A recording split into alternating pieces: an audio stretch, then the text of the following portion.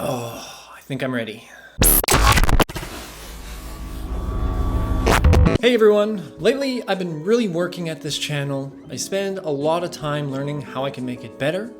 And from a gear perspective, I think that I've really upgraded a lot on the video side of things. And as that has kind of gotten better, I've realized that the next logical step would be to improve my audio.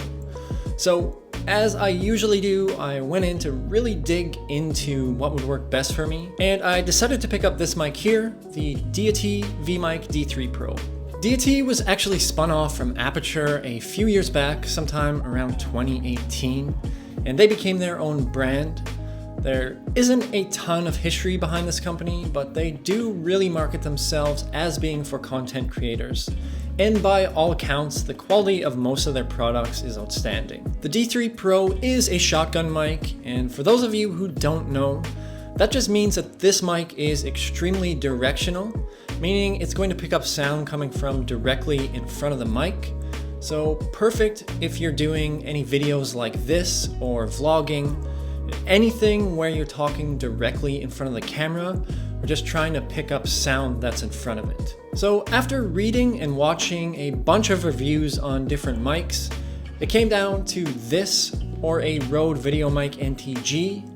And from what I could tell, the only real clear advantage the Rode had was the hybrid USB analog functionality. And don't get me wrong, that would be super useful in the right circumstances, but for me, I'm mostly going to be recording into my camera or maybe like a Zoom recorder or something at some point, so the extra cost, at least at this stage, wasn't really worth it.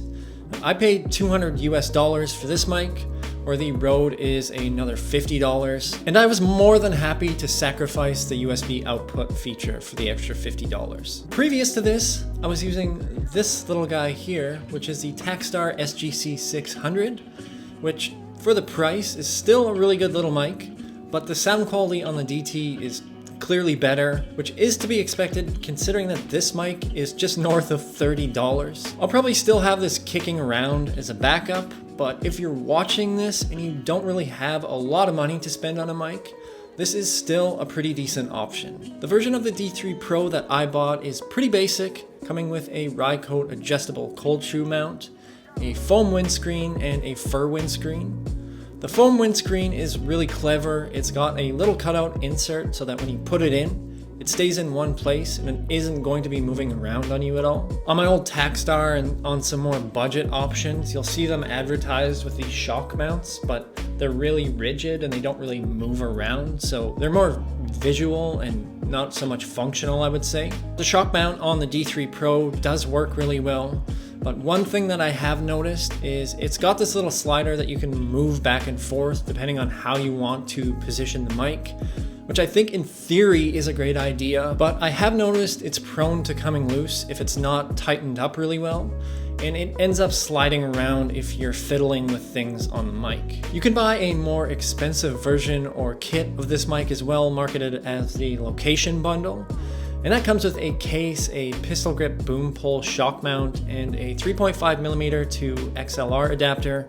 Just be advised that that will run you up to $80 or $90 more if that's something that you're interested in. You can find different options out there that come with different accessories.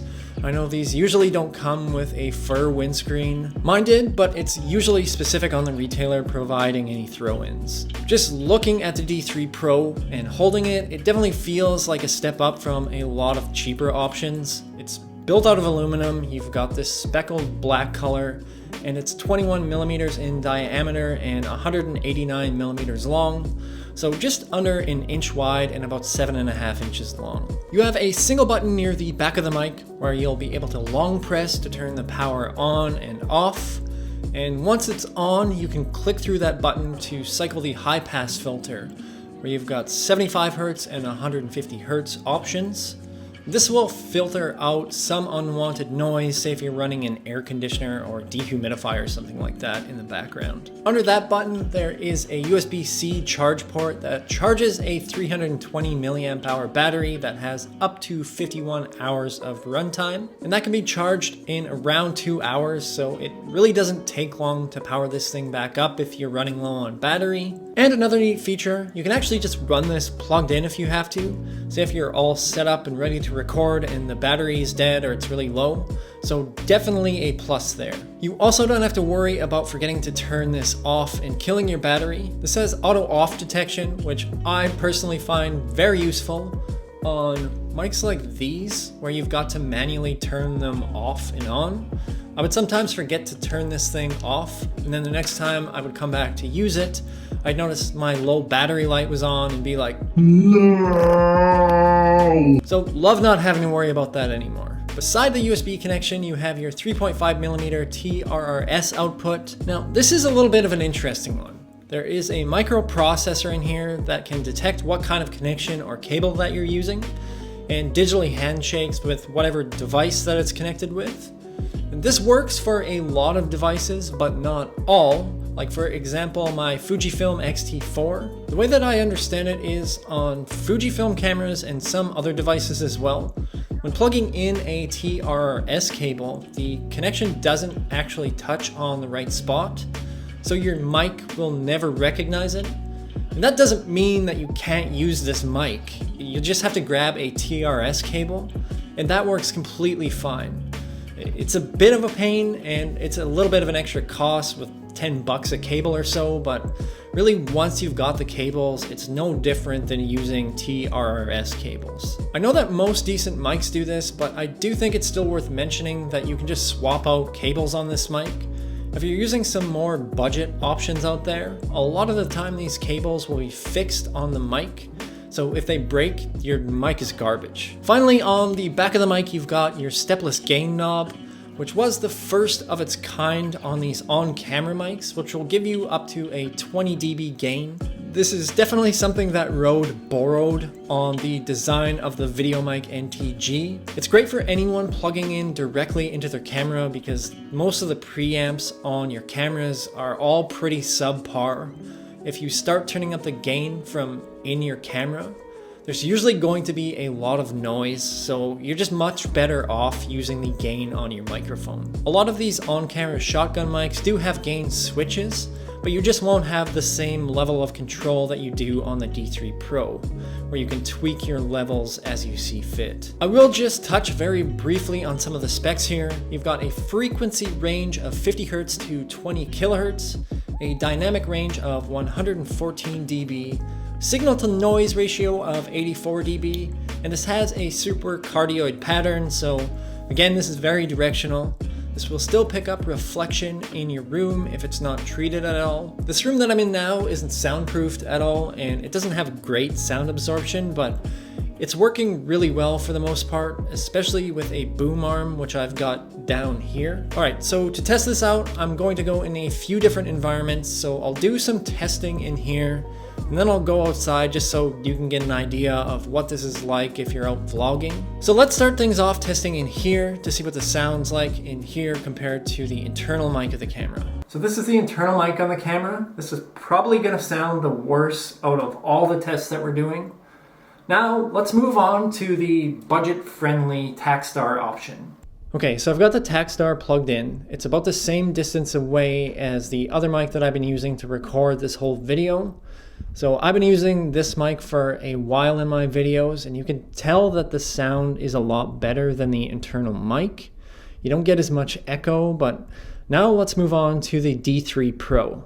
Okay, now we're back on the D3 Pro. Obviously, the sound quality of this mic, I think, is just a lot better. I find that the sound is a lot fuller and what you would expect from a $200 mic. And if you want to see how directional this is, right now I'm talking directly in front of the mic. I'm going to slowly move around the microphone so you can get an idea of how directional this is. So I'm just going to the sides right now and just talking around the sides because this is set up on a boom arm, so I don't really want to take it out and move it all around, but you can get a pretty good idea of how well it works talking directly in front of you and then how it kind of fades off when you're talking from the side. So next, let's test out some distances. Right now, I'd say that I'm maybe 10 to 12 inches away from the microphone. Like I said, it's just right underneath of here on a boom arm. Now I'm about 3 feet away or so from the mic, so a little bit further than usual. I probably wouldn't use this far away at all, but just to give you an idea of what it's like, we'll go this far away. And now I'm going to move back to 5 feet. So now I'm about 5 feet away, which is the furthest that I'm going to travel back, because honestly, you're not going to use this further than 5 feet away for talking head pieces like this. So this is what it sounds like 5 feet away. So that's all the testing that I'm going to do inside. So let's go out for a stroll, shall we?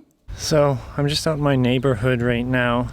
You should get a fairly decent idea of what this sounds like if you're going to be out vlogging. I just came out close to this field here because it's pretty windy. So I've got the fur windscreen on right now to kind of cut out the wind, just so that you can get an idea of what it sounds like with that fur windscreen on. The wind's picking up a little bit here now. There's not a whole lot going on the street or anything, so you can't really hear that, but I think it does a pretty good job overall of picking up the sound. So as you can see, the D3 Pro does a really good job overall in all of those tests. There are definitely some things I think could be a little bit better on here. The smart TRRS connection can be a bit confusing if you've got an incompatible device, like I do with my Fuji camera, but that's pretty easily resolved. And the adjustable slide on the shock mount can be a bit finicky at times. Other than that, the actual quality of the mic is great. I know personally, after recording a lot of video and sound with some budget options, I can notice quite a difference. The sound is just a lot cleaner overall, and it's easier to edit and post.